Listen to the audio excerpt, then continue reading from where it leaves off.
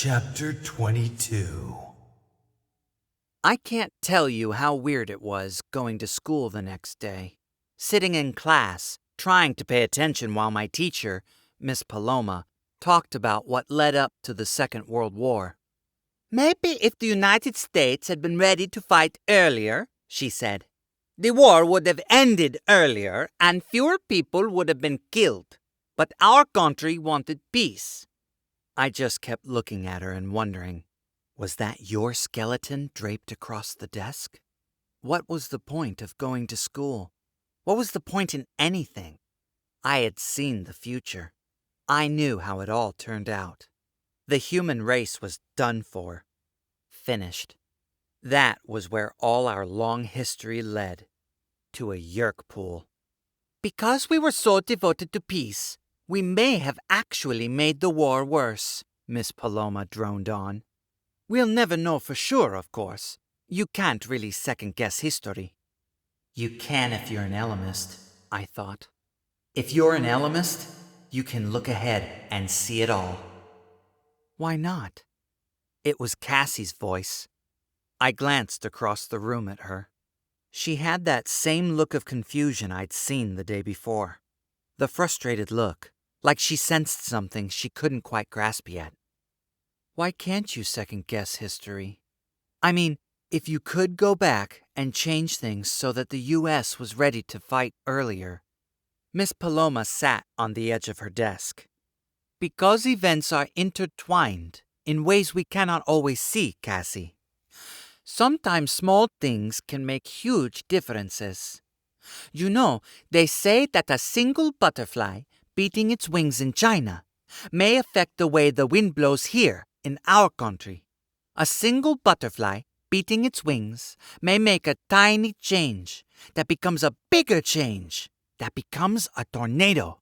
The world isn't like math. It isn't just 1 + 1 = 2. It's more complicated than that." And then the oddest thing happened. Miss Paloma looked right at me, right into my eyes. "Much more complicated than that," she said.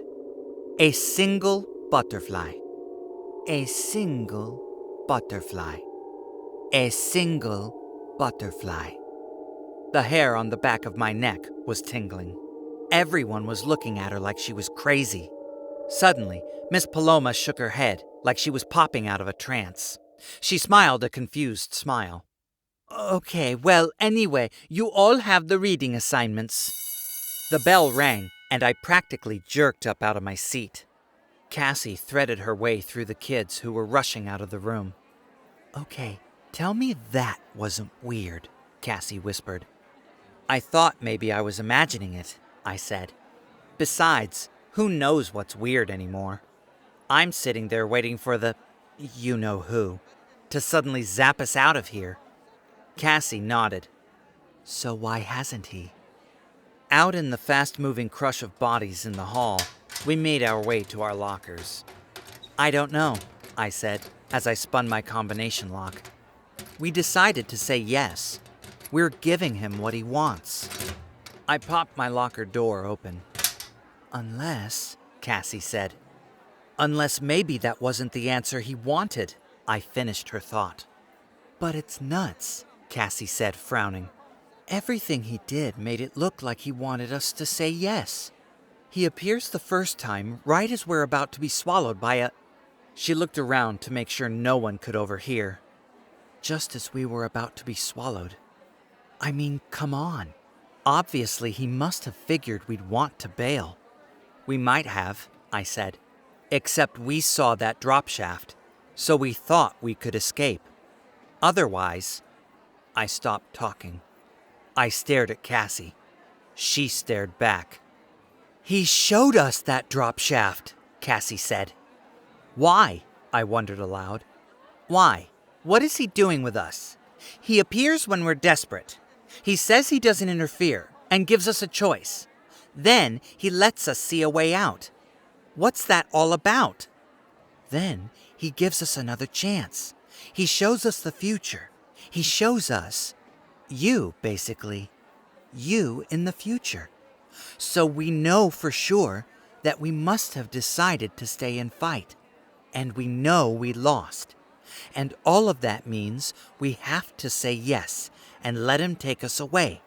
So why have I been feeling like I was missing something? The warning bell for next period rang. "This is insane," as Marco would say. Cassie laughed. "Yeah, I have gym next period. At any moment, I might suddenly be swooped away to another planet. But in the meantime, I have to go play volleyball." I watched her walk away. Then I hurried to my next class. A single butterfly, I thought.